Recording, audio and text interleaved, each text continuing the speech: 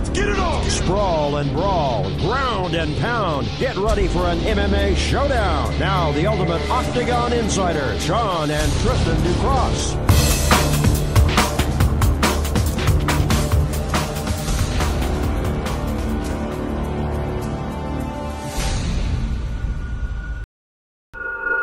What's up, everybody? Welcome to the Warriors Den with your boys, Sean and Tristan Ducross, the Sports Wars. As you can clearly see, we're trying out a little something different for today's show. And boy, talk about a showcase show, new look, new feel. Again, we are always trying to switch up something to give you a little bit something different to look at. In the meantime, I'm Tristan Ducross. This is my brother, Sean Ducross. Check out ielivetv.com. Facebook, you can hit us up, Sean and Tristan Ducross, the Ducross Brothers, fan page, Ducross Brothers. In the meantime, man, boy, what a show do we have, right? Bare Knuckle, are you kidding me? Bare Knuckle Fighting Championships went down over the weekend, and I'm not exactly 100% sure on how I exactly feel about the first inaugural season. I can't quite 100% get behind it. I was indifferent, okay? I was watching the bare knuckle fighting, and I couldn't turn away. But it was one of those things that I was talking to one of my other coworkers outside of when we do our show, that when I was watching it with my wife, and we're sitting there watching it, yes, my wife watched the bare knuckle fighting, and people are going to think that's probably a little bit ridiculous. But in that moment, I was going like, oh, every time certain things were happening. And I was puzzled and confused about what I was watching. And that was, like, am I really watching dudes really falling up their fists and punching the next guy in the face? I mean, we're talking about bare knuckle fighting. And yes, a lot of people were like, is it really going to be 100% bare knuckle? Yes. Minimum tape. You can tape up to the thumb, but you had to leave your knuckles exposed. And that's the thing, though, is that I don't know why I got this thought, and I was trying to analyze it to my own self where I got it from, but Tristan, I couldn't figure it out. But I honestly believed that when we were going to see bare knuckle fighting, I thought we were going to still see limited wraps around the knuckles, yep, stuff like that. I thought that's what we were going to see. We legitimately saw bare knuckles. It's as if you went into a street fight and said, hey, guess what? I'm going to punch somebody with brass knuckles. And if you think about it too, I mean, we saw the injuries at everybody's hands, or lack thereof. Right, because you had Beck Rollins, who destroyed her hand fighting. Then you had Tony Kryptonite Lopez, who looked like he's been doing this his whole entire life, and his hands were fine. Joey Beltran's hands were destroyed. And so you saw a lot of mixture of a lot of skill, lack thereof, a lot of dirty boxing rather than, you know, inside, outside kind of deals, which also made it interesting. You had a lot of your heavy favorites that won, which I would expect for your first pay-per-view, right? But there's two incidents that stood out to me, and one was, I'm probably going to get ridiculed for this, but I really don't care at this point, was the Bobby Gunn fight. Bobby Gunn, the self-proclaimed, made for toe-the-line bare knuckle fighting. The man that was 70-something and 0, the self-crowned champion of bare knuckle fighting, the lineal bare knuckle champion. I wish he had a belt because I'd be interested to see what a bare knuckle title would look. Well, we'll get that because bare knuckle's going to be around for a while. But, man, we're talking about Bobby Gunn, the legend, the icon of his whole entire career was built on this. And it looked like his guy took a dive. And really, is that really what we wanted at that point? But see, you say he took a dive, but I didn't see that way. The thing, though, in bare knuckle fighting is there's no gloves, there's nothing. I'll give you that. Easy. The guy came out and put perfectly 2 kidney shots. 2 left hooks to the kidneys would put any grown man down. But who tells the ring announcers, hey, I'm only going to throw 40%? right? I'm gonna go 40%. That doesn't raise a red flag. And then I'm gonna work to the body, and then I'm gonna work to the head. No, because he's been in bare knuckle fights to begin with. The evolution of this sport has been incredible, and what you've seen with this, it's been unique, and it goes back to, was I uncomfortable watching this? I was uncomfortable watching the Joey Beltran and the Lopez fight. Now, that was uncomfortable to watch. They were both mangled by the time that fight was over, and I don't think Joey Beltran will look remotely close to what he looked like before this fight. But they're both been suspended indefinitely, both guys, for the brawl that they had. And I'm happy for the fight that they had. But see, you look at it and you look at Lopez. Lopez actually said that Bare Knuckle told him he's able to come back and fight in the next like 3 months as long as he passes his neuro. So you do history and you do research on Bare Knuckle, and this is actually apparently safer than being punched in the head by a boxer in boxing or in MMA. Because an actual bare knuckle fighter actually throws with less force than an actual MMA fighter or an actual boxer, because they do not want to risk breaking their hands. So you look at the damage that was done, that you saw that Becca Rawlins did to Alma, or the fact that what Lopez and Beltran did. At the end of the day, that was done not throwing at 120% at what you see a UFC or a boxer do. But I cringe at every shot I saw. And I was asked, why was I uncomfortable? What made me uncomfortable watching this? When you watch UFC, when you watch boxing, what made this uncomfortable for you? What made you get turned off for it? And I was like, well, maybe that's because of the fact that I like the intricacies of mixed martial arts. Yeah. This is barbaric. There's no way around it. This is barbaric. Bare knuckle is the cream of the creme. When you walk down the thing, it's like I was playing this image in my head. When you see Tony Lopez, you see Beltran, you see bare knuckle, you think backyard brawl. You think about, oh shoot, that guy's getting beat up down that alley, just keep going. When you see Tony Lopez, you think he's that backyard alley guy beating up some guy in a corner, and you're like, I don't want to get in that way, keep on going. It's like in this situation, when you see a brawl going down at a bar, at a nightclub, whatever it may be, in that situation, a lot of people stay put. They watch in that instance. They either get involved or they sit back. I was that one person that was like, dude, I'm going to walk by that backyard brawl or that bar brawl, and I'm going to stand there and I'm going to watch that fight because I'm too stupid to turn away from it. That's what I felt about watching this. I couldn't turn away. I was like, oh my God. Even at times when it was really boring and lackluster, and I was like, dude, I can't watch this. This is boring. Bam, a dude comes out, one punch, knocks the dude out cold. Stiff as a board. Former Bellator heavyweight guy, stiff as a board. One punch from a guy that looked like he's swung him around like a top. Swinging back beers all night. Swung him around like a top. Half these guys, like I was saying, like, yes, you had your guys that you saw on the list, and you're like, give them the W. Then you saw guys that come out there, and you're like, he doesn't even stand a shot, and here he goes, one punch, knockout. So I'll give Bare Knuckle, I don't know if I'll order the second one again to see what Bare Knuckle 2 is all about. Let's get them past this first one, because there's a lot of things that I would change.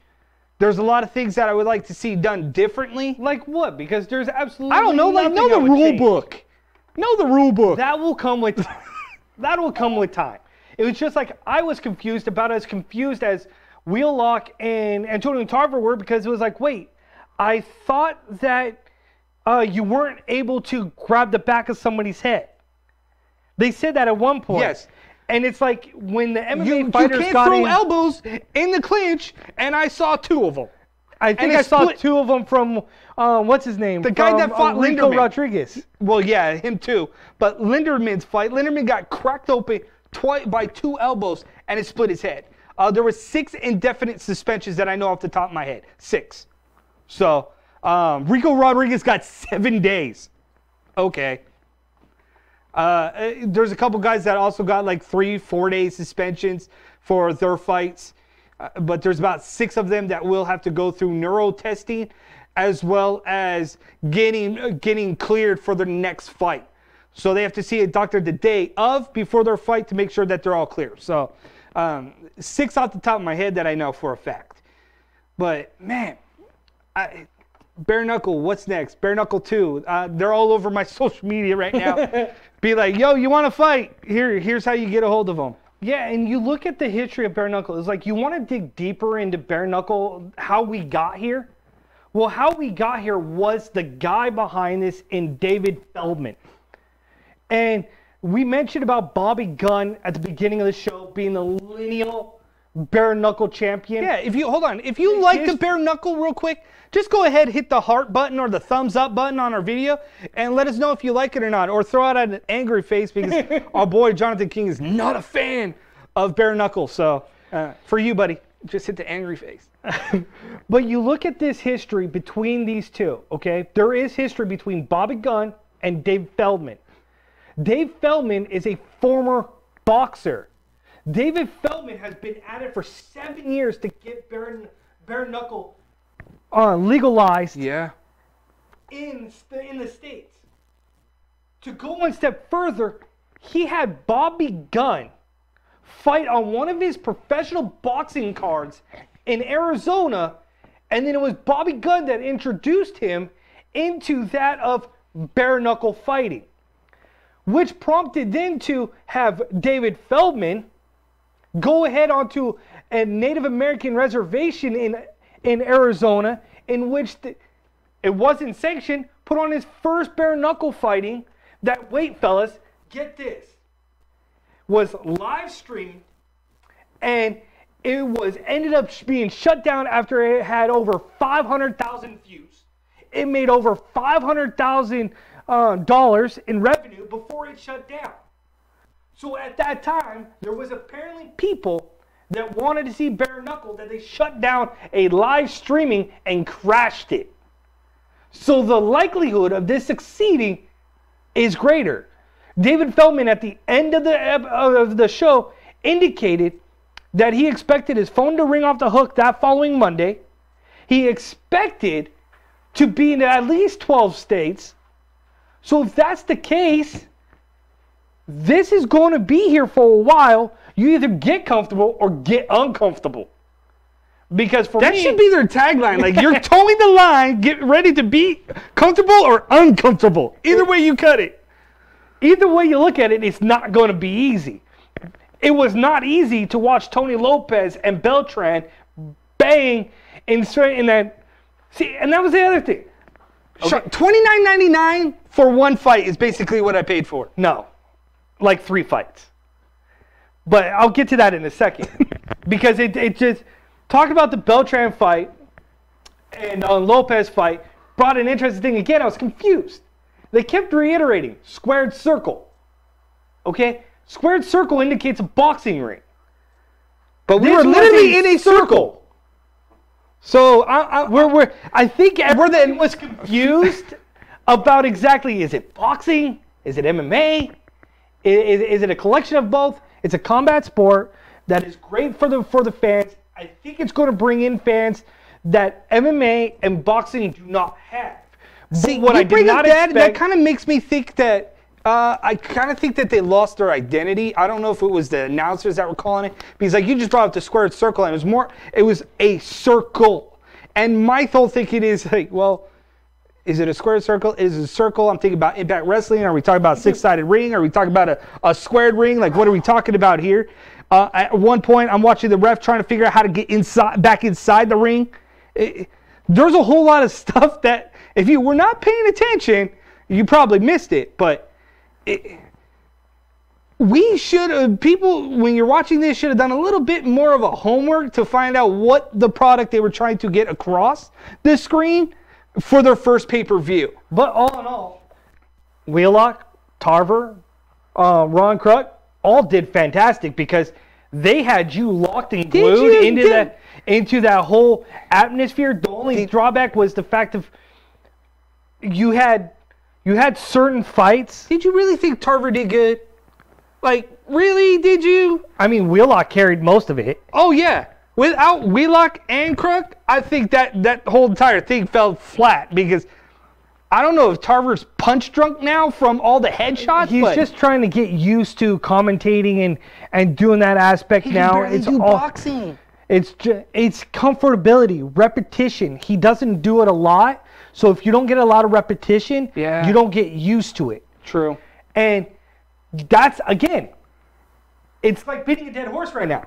Repetition. You're either going to like bare knuckle or you're not. Well, with repetition comes with growth, and it'll be interesting to see. They say they're here for the long haul, so. But look at the history that bare knuckle broke or did on June 2nd. 120 what? They are the first bare knuckle promotion to make headlines in 120 years. There you go. I remember that number. I just couldn't remember what it was for. Bobby Gunn became the second name recognized in bare knuckle to the masses. The very first one was John L. Sullivan, who got invited to the White House when Theodore Roosevelt was president. Look at that. Sean's giving a history lesson without the fake news. So you look at what Bobby Gunn Damn, son. You know what I was tempted to do is everybody go tag Donald Trump and tag Bobby Gunn on Twitter and get this trending and get him invited to the White House so he could be this era of John L. Sullivan. Hashtag Bobby Gunn to the White House. You also look at it too. They are safer. Apparently bare knuckle's safer than boxing. Already hit on that one. Bobby Gunn and Feldman has been together since day one. And yeah, some interesting tidbits for bare knuckle fighting that if you're a fight fan, combat fan, this one's going to be around for a while. And I don't see it going away. If you've had the underground of arm wrestling come out and now is on ESPN and being televised. Dude, I thought you were going to go say underground cup stacking on ESPN. Well, that too. I mean, it is like that. So you look at all that that situation. I don't see it going anywhere. It'd be really hard for me to see it disappear. I think only that because we're talking about combat sports, and combat sports, they need a little bit more diversity. And I think that there's so many different promotions that are trying to come up, and we need to start thinking about different avenues. Absolutely. And this is a field that is untapped. The only other one I've seen or heard about is over in the UK, not stateside. There's been even talks between David Feldman and the guy that runs the one in the UK about maybe putting a joint promotion together because he said he's done it before. There's a lot of intricacies going through right now with bare knuckle that I don't know if everybody 100% knows what to expect or what to come from this, except for stay tuned. Yep. But Sean, we got UFC 225, Whitaker, Romeo 2. It's going down over the weekend. Yeah, these two batted behemoths are going down. In the meantime, we are the Sports Warriors. We are the Ducross Brothers. I'm Tristan Ducross. This is my brother Sean Ducross, IELiveTV.com. Shout out to our boys at Fightbook MMA. Thank you, David Manley, for the MMA bobbleheads. We got Dan Hendo. We got Chuck Liddell. Dude, if you have not gotten yours, I don't know what you're waiting for, but go to MMAbobblehead.com, use promo code Ducross, you can get a couple bucks off that. In the meantime, sit tight, IELiveTV.com, Ducross Brothers, fan page. Hit the like button, the love heart button. We'll be right back after this. You're now listening to the Sports Wars with Sean and Tristan Ducross every Wednesday at 1 p.m. Pacific Standard Time. You want all your local amateur MMA news? You want a new fresh take on pro MMA? This is your show every Wednesday on IELiveTV.com and Facebook Live.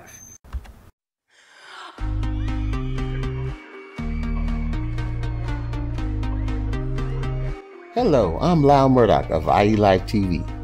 Have you ever had an idea or dreamt about producing your own show?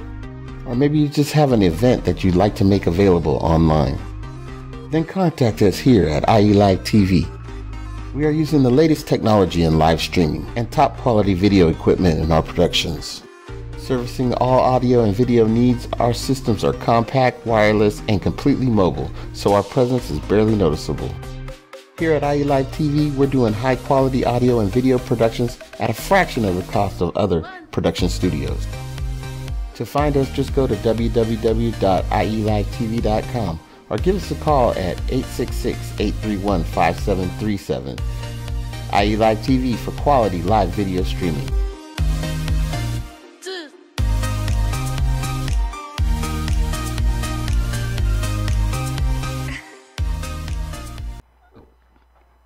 And we are back. Way to make that one weird. We are back. I'm Tristan Ducross along my side. Out a little bit. Right? I'm Tristan Ducross. This is my brother Sean Ducross. We are the Ducross Brothers Sports Warriors, where we give you our opinions on local, on pro MMA, you name it. We got you covered all around the globe. In the meantime, welcome to the Warriors Den. MMA bobblehead, that's what we have going on right now on our desk. MMAbobblehead.com. David Manley, get at him. Chuck Liddell, Chuck Liddell, that's the new one. It's out now. Go ahead. Head over to www.mmabobblehead.com. Get your latest Chuck Liddell bobblehead doll. And I actually like this one because it actually bubbles a little bit more than the Dan Hendo one. But that's probably because Dan Hendo's been knocked out a few more times than Chuck Liddell. But just saying. I digress. Right. In the meantime, Sean, UFC 225 right around the corner, brother.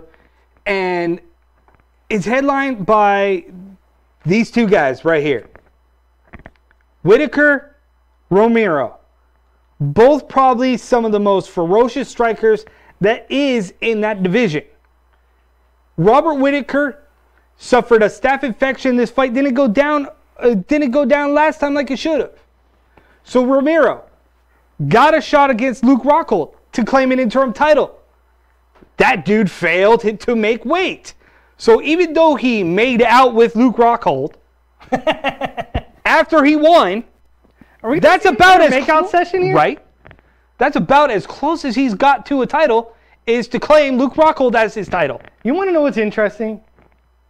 I should have labeled this show uncomfortable, because I'm going to make you uncomfortable. And, why do you have to do that? And what you're talking about is like when he made out with Luke Rockhold after he knocked him out in the last fight. Well, he kissed him. Made people uncomfortable. Well, the stylistic matchup between Whittaker and Romero is that Romero likes to make people uncomfortable. Yeah, he does. He is overly aggressive. He blitzes quick. He comes at you full tilt. Now, in the first fight between these two guys, it went to decision, and in which you saw Whittaker pulling out the win. Now, you look at this one and you say, oh, well, are we going to have deja vu? Are we going to see the same fight? Well, if you're Yoel Romero, he gassed out after the second round. Right. Whittaker weathered the storm for the first two rounds. Because if we all remember, Whittaker was getting pummeled. Like, it was hard for him to weather the storm. But he did. He survived. He game planned. He strategized. Came back. Stole the later rounds. If Yoel Romero wants to win this fight, he's got to win it in the first two rounds. If you look at Whittaker, how healthy is he? Are his legs fine? Is he ready to go? Is the rust there? There's a lot of questions to go in with Whittaker. I get Whittaker is one of the most premier strikers going in the division today. But at the end of the day, what are you going to get? You know what you're going to get with Romero. Just a little bit extra, apparently. Right. So you look at this, it's a rematch. The odds for this fight have been interesting to watch. Over at Bovada.lv, Romero is at plus 190. Whitaker's at minus 240. So they're heavily favoring the matchup of Whitaker. I'm not sure that the discrepancy should be so great. I believe it should be a little bit more even. Like when we get to But I guess because we're talking about whether or not Romero is going to actually make weight, though. That's the thing. So you've got a lot of moving parts. And on paper, you say, well, Whitaker, according to odds, is going to win. But I have a hard time saying that Whitaker is going to run away with this one. My pick to win is Romero. I'm not going to give a prediction how he's going to win, because I can't seem to predict that with anything.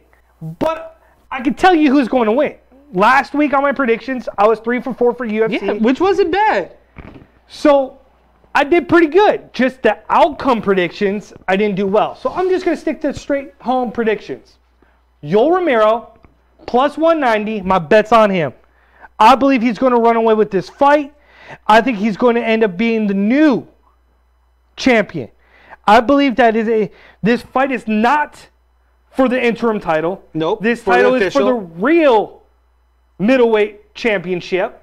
So I believe Yoel Romero, Soldier of God, is going to end up walking away with the title for the first time in quite a while. And fight fans are either going to like it or they're not. He's not going to sell pay-per-views like Whitaker.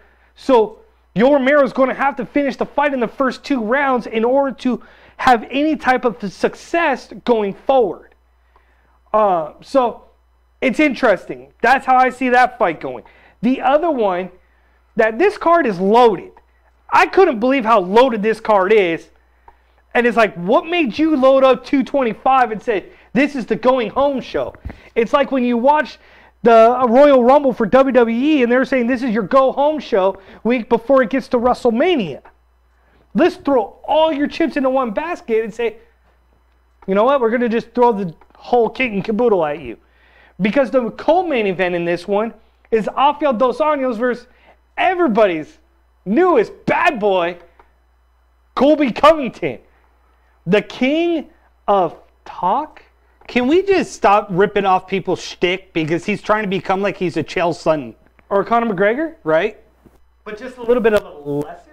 Dude, see, and every time I see Colby, all I think of him is in TNA Impact with his ATT team and Dan Lambert and watching him get thrown around like a rag doll. That's all I remember him. And then all of a sudden it's like, oh, he's a UFC fighter. I was like, well, that's disheartening. Because all I know him from is Impact days. He's pretty much, to me, a Impact wrestler. That's about what I know him as. Now I know him as a somewhat decent fighter. And you just know of Colby Covington for spitting on Brazilians, most notably getting into an argument with, what's his name? Fabricio Verdun.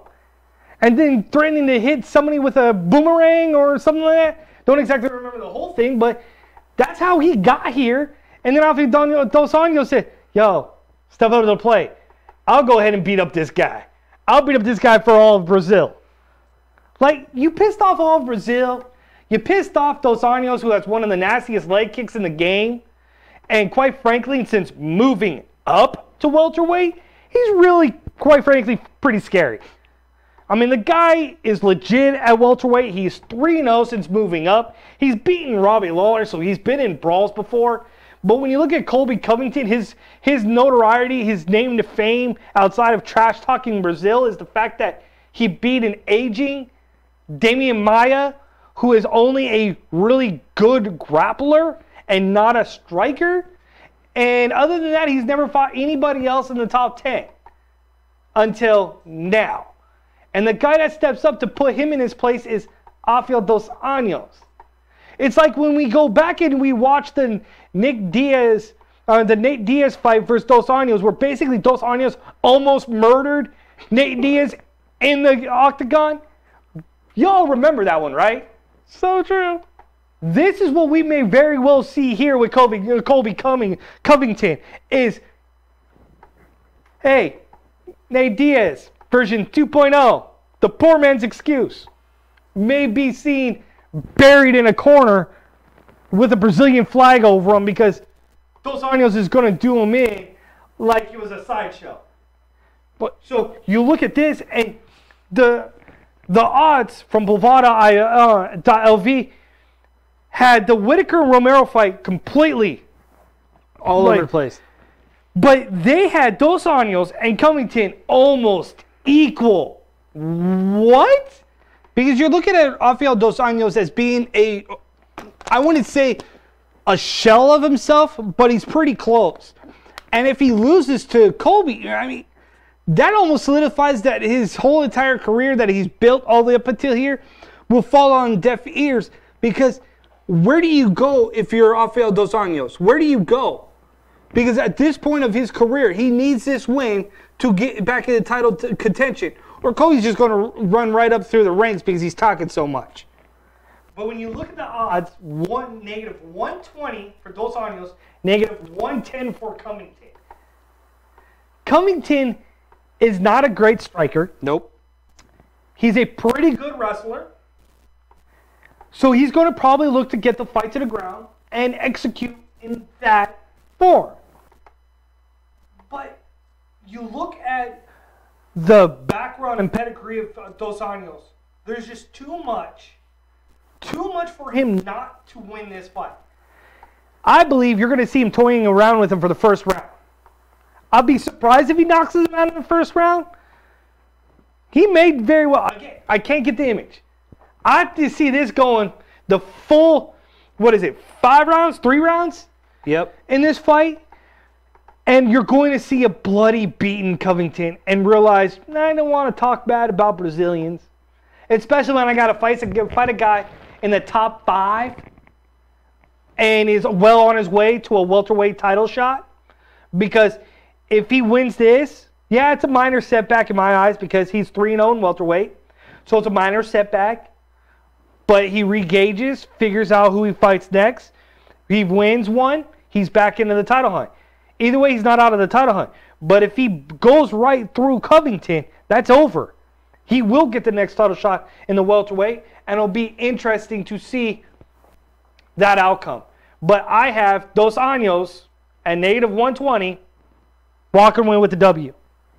Outside, but that be just because I don't want to see Colby Covington win. I want to see him get humbled a little bit. This guy keeps talking his way up the charts, saying we need to just knock him down a pedestal. You know, I read and heard about that when they were saying that about Megan Anderson. Everybody's like, everything I was reading is like, do you know who Megan Anderson is? Because if not, you should know who Megan Anderson is. Well, anybody that's in this field knows who Megan Anderson is because the featherweight division is so drastically weak. But isn't it interesting, though, that we're talking about Megan Anderson, right? She's facing Holly Holm. And both of them are on the prelim card, okay? Both of them. They're not on the main card. Yet CM Punk is on the main card.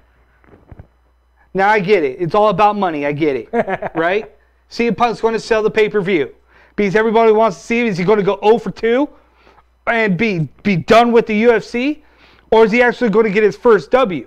Now, I don't think there's a harder worker in the business right now to prove people wrong than CM Punk, but it is an uphill battle. He did lose his first fight. He did look really bad. But you look at this, it's almost like a teeter-totter effect because UFC 225, basically didn't had to flip a coin to see who's going to be on the main card and who wasn't going to be on the main card. That's exactly it. And everybody's like, well, Phil Brooks and Mike Jackson, really? On the main card, bringing it in? You're right. Sells pay-per-views. That's what everybody's going to love. That's what everybody's going to be interested to see because they want to see Phil Brooks, if he's available, if he's actually taken the year off again and learned more craft to his game and is going to compete at a much higher level. So why would you put that on prelims. Why would you put that on free TV? It's smart business by the UFC who needs revenue. It is. And if you want to talk about smart business, name the last time you had a number 1 ranked fighter versus a number 5 ranked fighter, not crack the prelims, not crack the main card, and is relegated to a cell phone app or a computer app. Go ahead, I'll wait. Because that's exactly what happened to Sergio Pettis and Joseph Benavidez. Number 1 ranked fighter, a 6-fight win streak, and he's relegated to Fight Pass? To an app that you have to buy that nobody cares about? See ESPN Stream Plus? We'll get to that a little bit later. But man, Benavidez, 6 fights, 16 UFC fight cards. Okay? Try and check out this number. 16. How many flyweights have been on the main card? 0? Yep. Ouch. So, is this personal, or is this telling you something about the flyweight division? Again, You talk about selling pay-per-views, you talk about selling a card, and I'm looking like Benavidez is taking this very personal, but at the same time, you taking this very personal. How about we look at the other flyweights and say, well, what have y'all done to sell a pay-per-view? and that's the thing we've always said about the flyweights. Who's the worst selling pay-per-view person out there in the UFC. world, in the UFC? Go ahead. Who? DJ, Demetrius Johnson. And he's a world freaking champ. Who's been undefeated for what, the last, 2 years? But you can't be somebody that you're not. At some point, you either got to learn how to speak and put yourself out there to the masses, and if you don't, then unfortunately you're going to be relegated to the Fight Pass, I guess. It's just like we talked about it 2 weeks ago about Desmond Green. Why is this guy not fighting on the main card? Why is this guy still fighting on prelims? This guy showed again why he has won 20-plus fights. So for Benavidez and Pettis to be relegated to a Fight Pass, it doesn't make any sense to me, because while they may not sell pay-per-views, their quality of fights should put them on a pay-per-view card. Absolutely. Not the main event, but on a pay-per-view card. Yeah, man. You mentioned it earlier. How do you go to your friends, right? Hey, I'm fighting for the UFC. I have a fight coming up. Oh, cool. Is it on pay-per-view? No. Is it on Fox? No. Wait, you're on the UFC? Then where are you fighting at? I'm fighting on Fight Pass. What's that? Oh, it's an app where you can download and watch it. Oh, okay, good luck. How much does it cost? Right? No, I'm good. Nope, I'm good. I'm not going to pay for that. Dude, that's like telling these amateur fighters out here in California, hey, dude, go sell some tickets. Okay, but you're a pro. You're a UFC fighter. Why the heck do you have to sell a Fight Pass?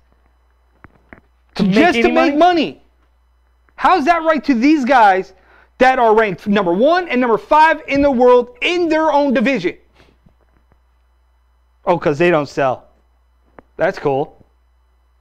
So the kids out here that amateur fights, they don't sell tickets. They don't bring in the draw. They get pushed back. So basically, you're saying that's okay in the pros too. I just don't get how you It's as the a monopoly. face, right? It is exactly the monopoly. You have the money, I get it. You have the understanding, I get it. But you can't take somebody that is CM Punk's caliber because he's from Chicago and throw him into the main card and basically bury every other person. CM does not mean Chicago made. It means chick magnet. Just saying. What? No! We're not going there. He already has AJ Lee. That's enough to say about that. I know, but when you're talking about people were talking about him being in Chicago and like, oh, CM means Chicago made. No, it means chick magnet. Yeah. He was in a tag team and he got all the ladies, so they named him Chick Magnet. CM Punk. But another issue that I have with this card too is that... But wait. What? So you got Phil Brooks versus Mike Jackson. Yes. This is my long shot prediction. My long shot prediction. Are you going chick magnet? CM Punk. He's at a plus 175. Jackson is at a whopping negative 225. Long shot. I don't even know how that happens.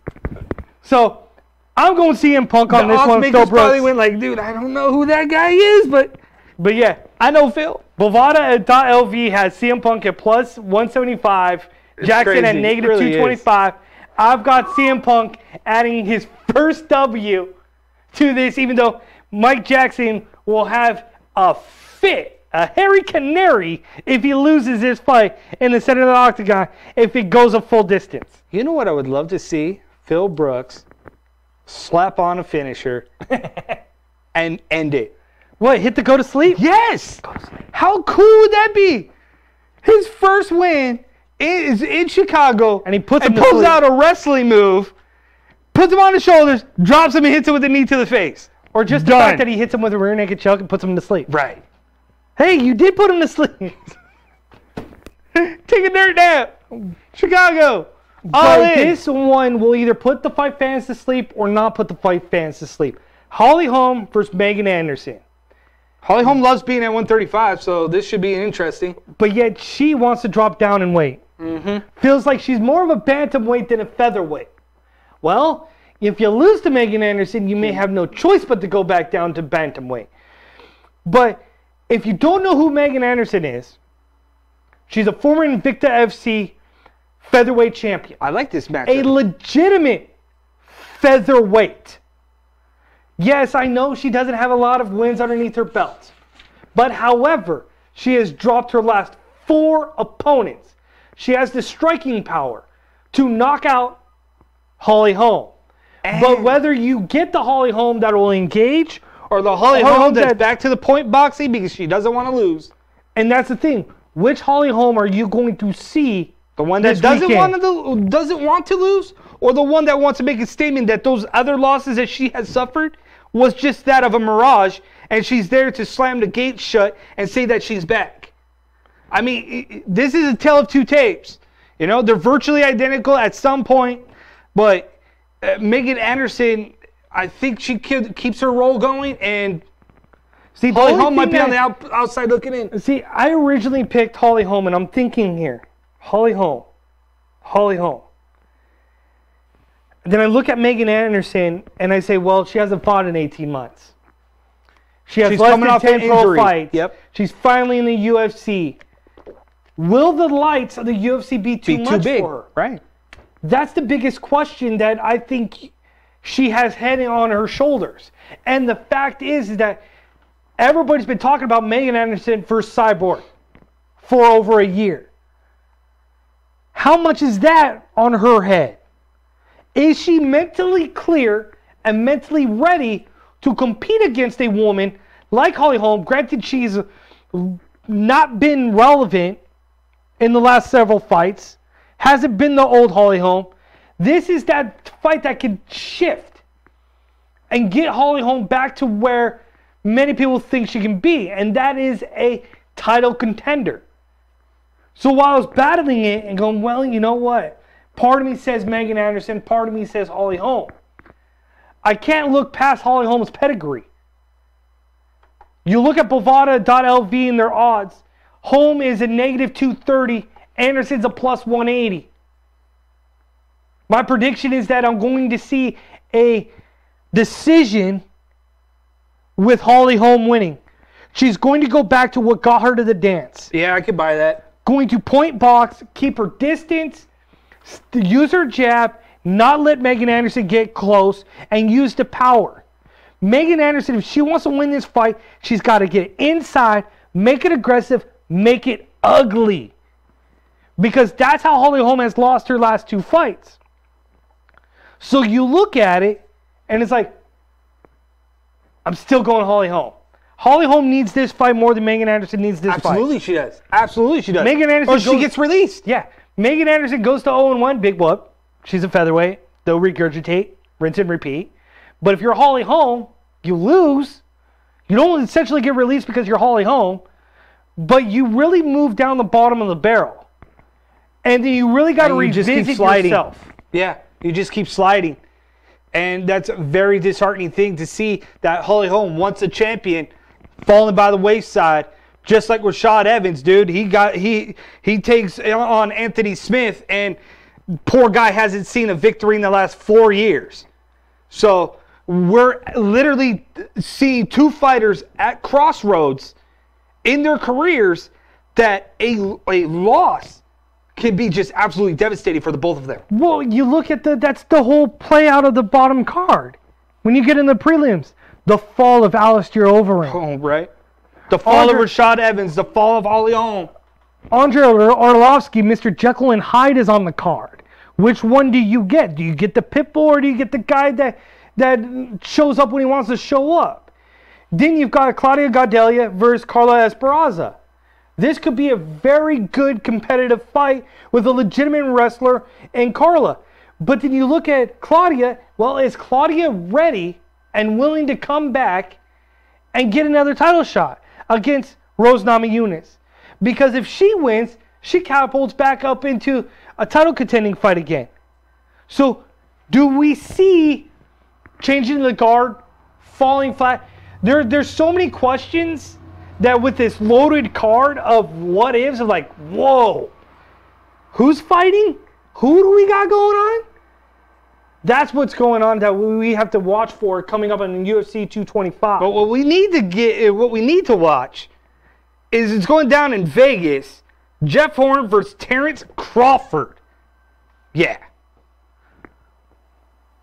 Jeff Horn, Terence Crawford is up next. We're going to go to a break. Come out with that. Yes, hashtag Crawford Horn. It's going down June 9th. We're the New Cross Brothers, the Warriors Den, IELiveTV.com. Your boys on Facebook, Sean and Tristan Ducross, Ducross Brothers. We'll be right back with some boxing talk. You're now listening to the Sports Warriors with Sean and Tristan Ducross every Wednesday at 1 p.m. Pacific Standard Time.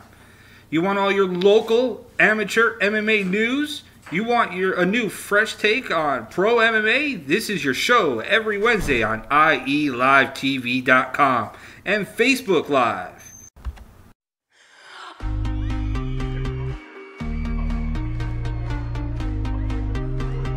Hello, I'm Lyle Murdoch of IE Live TV. Have you ever had an idea or dreamt about producing your own show? Or maybe you just have an event that you'd like to make available online? Then contact us here at IE Live TV. We are using the latest technology in live streaming and top quality video equipment in our productions. Servicing all audio and video needs, our systems are compact, wireless, and completely mobile, so our presence is barely noticeable. Here at IE Live TV, we're doing high quality audio and video productions at a fraction of the cost of other production studios. To find us, just go to www.ielivetv.com or give us a call at 866-831-5737. IE Live TV for quality live video streaming.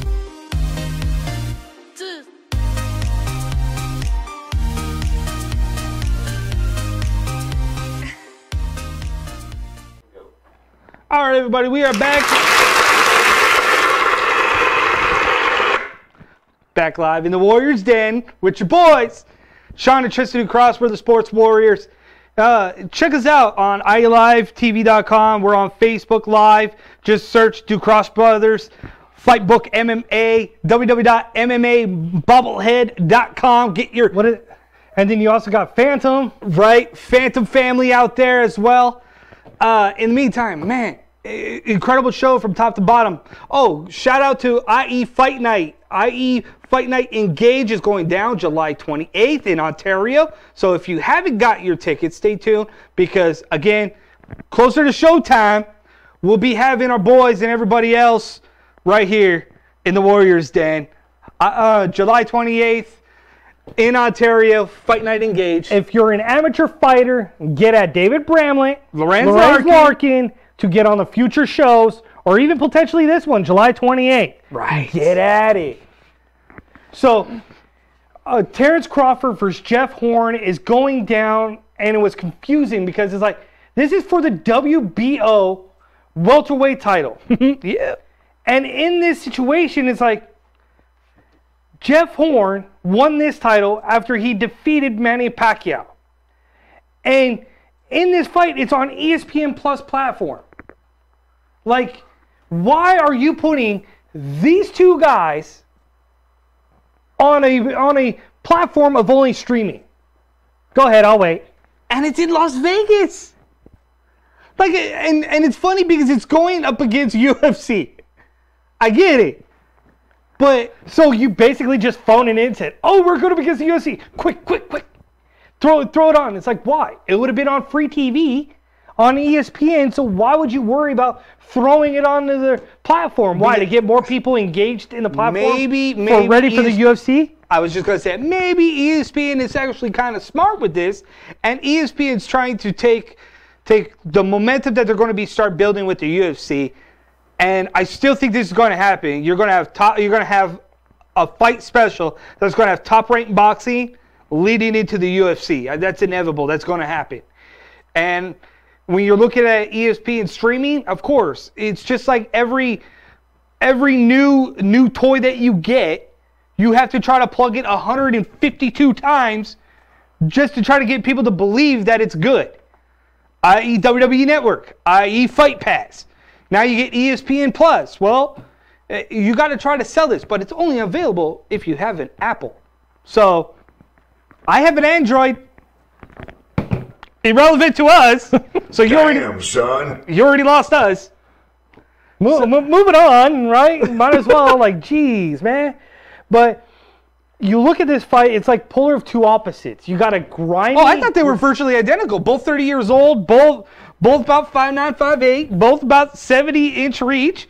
But one guy that has been around the block in Crawford, who has won every title known to mankind in lightweight, where he became the first guy in modern day history to unify all the titles and say, you know what? I'm going to move up in weight. I'm good. I'm going up to welterweight. And then I'm going to take that title. And then I'm going to go to the welterweight championship. And I'm going to face the guy that beat Manny Pacquiao. If anybody saw that, I had Horn. We know we know he didn't win. You know Horn won that fight. He stole that round. I know. I'm just, but you don't tell boxing fanatics that Jeff Horn beat Manny Pacquiao.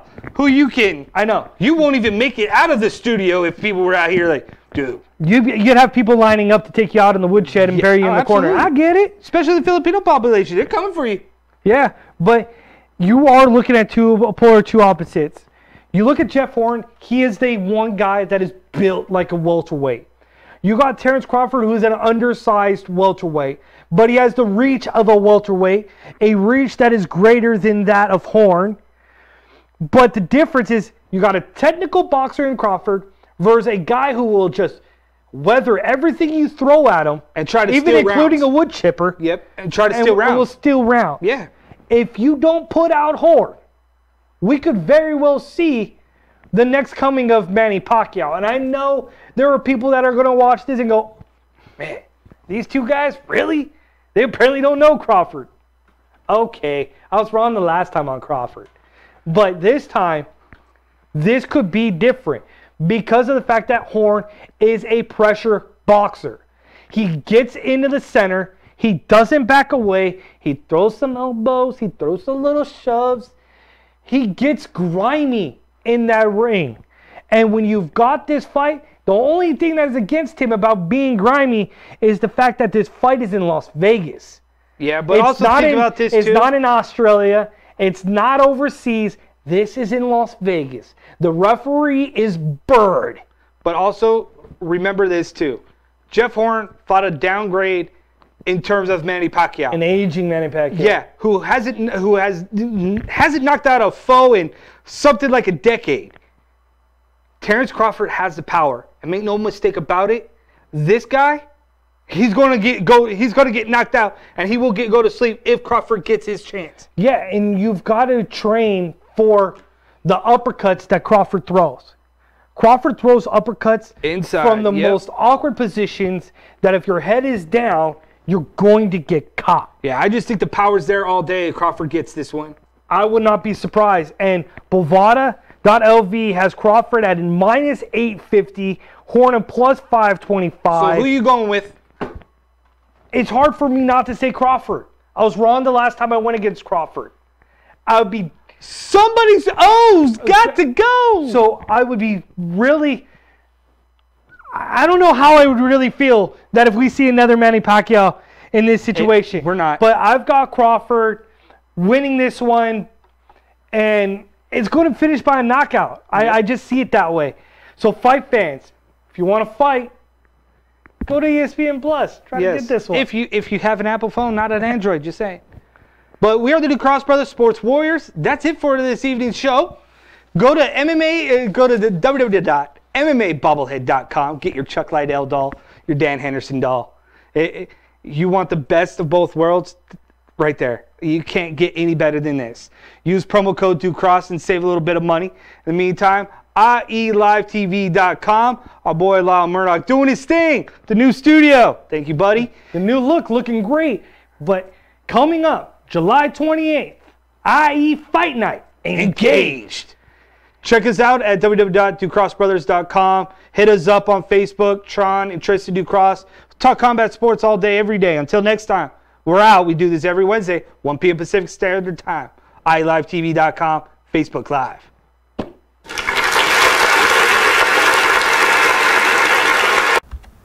You're now listening to the Sports Warriors with Sean and Tristan Ducross every Wednesday at 1 p.m. Pacific Standard Time. You want all your local amateur MMA news?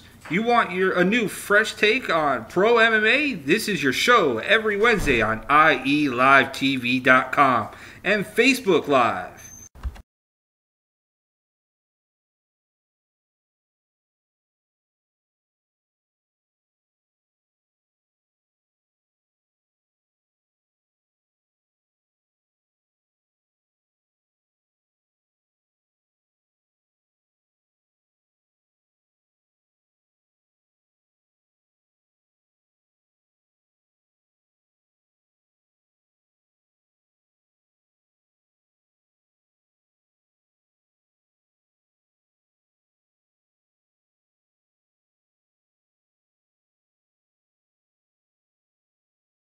I kind of like That one? Yes. Turn off your mic, Sean. Sorry.